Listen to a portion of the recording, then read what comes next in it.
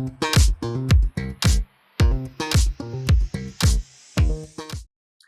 this is Andrew with Front Range CNC. Today we're going to take a quick look at different coatings on tools and try to get a better idea of what the coatings mean. So generally, any tool is going to be susceptible to heat. So the whole game is trying to get the best feed rate and speed of RPM of your spindle so that you can reduce heat.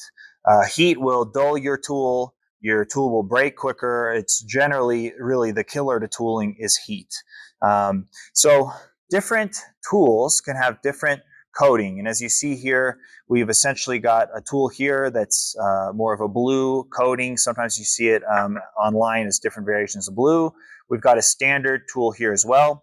And then this is more of a rainbow coating, you can say, or sullen. I mean, you see this all over different coatings. Normally, the way the coatings are working is different coatings are better at deflecting different temperature ranges of heat.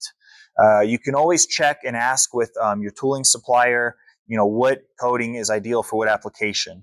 In other words, if you're cutting wood that's going to generate a lot of heat, maybe something like hardwood, then a coating that's going to operate and play well in that range of heat is going to do a better job long-term of dissipating that. If you are working in materials that are not typically generating a lot of heat, or to give you a really big example, let's say you're doing a milling application that's got coolant coming onto the tool itself, then you don't have as much of a need for a coating, or maybe you're just really not being very aggressive in your cuts, then the coating won't make as big of a deal. The coating will typically add to price. And so one thing you want to think about before you start buying tools that have got this coating and that coating is you want to try to figure out and reflect on how your speed and feed is now and determine if that coating is going to actually make a big difference in terms of the longevity of your tool.